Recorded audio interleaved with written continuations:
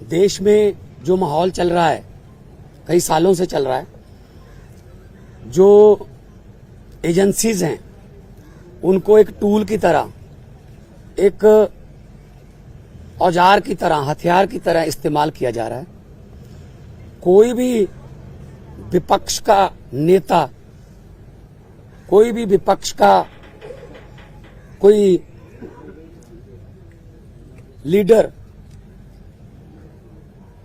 जुल्म जबर के खिलाफ बोलता है तो उसके घर पे ईडी आती है, उसके घर पे सीबीआई आती है, इनकम टैक्स आती है, और ये अनडिक्लेयर्ड इमरजेंसी की तरह देश के हालात हो गए हैं।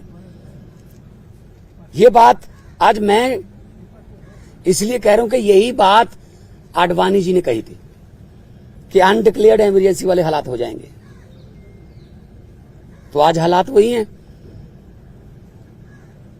गवर्नर, जहां इनकी सरकार नहीं है वहां गवर्नर के जरिए, राज्यपालों के जरिए तंग किया जा रहा है। मैं भी उसका पीड़ित हूं। एक केरला के मुख्यमंत्री अभी जंतर मंतर पर आके गए, तमिलनाडु के मुख्यमंत्री अपने गवर्नर से तंग है, उनका गवर्नर भाषण ही नहीं पढ़ता, उनका लिखा हुआ विधानसभा में जो पढ़ना होता है बजट सेशन में। ममता दीदी को हर रोज तंग किया जा रहा है। हेमंत सोरेन को गिरफ्तार कर लिया।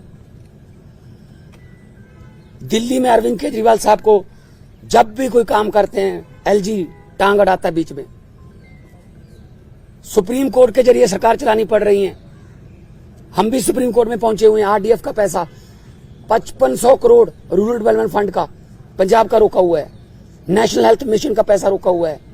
8000 करोड़ से ज्यादा पंजाब का पैसा रोक रखा है। हम कोई भीख थोड़ी मांगते हैं, वो हमारे टैक्स का पैसा है, पंजाब के लोगों का हिस्सा है, वो योगदान है।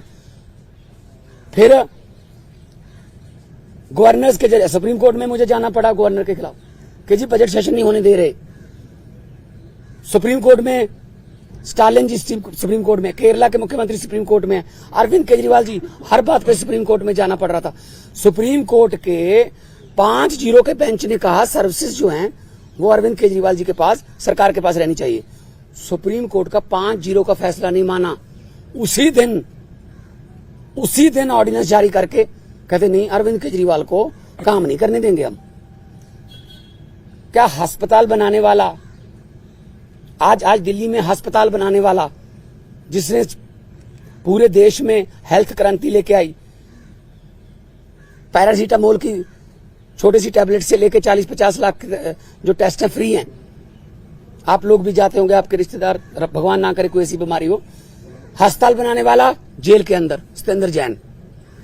दिल्ली में स्कूल बनाने वाला, जिसने लाखों बच्चे, गरीबों के बच्चे नीट, एमबीबीएस, आईआईटी में जाने योग्य कर दिए, मनीष सिसोदिया जेल के अंदर है।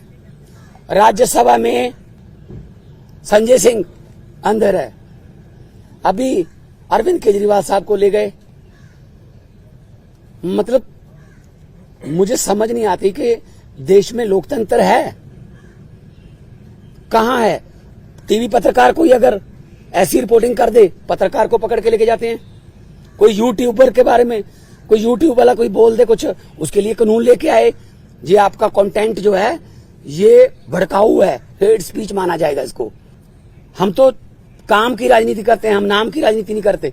मैं पंजाब का 2 साल हो गए मुख्यमंत्री बने हुए। 2 साल में 43,000 सरकारी नौकरी देके आपके सामने खड़ा हूं। 2 साल में हमने 829 आम आदमी क्लिनिक बना दिए। 1.25 करोड़ से ज्यादा लोग वहां पे आके दवाई लेके ठीक होके चले गए। क्या ये काम नहीं करनी चाहिए हमें? वो आम आदमी क्लिनिक को बंद करने के लिए नेशनल हेल्थ मिशन का पैसा रोक रखा है।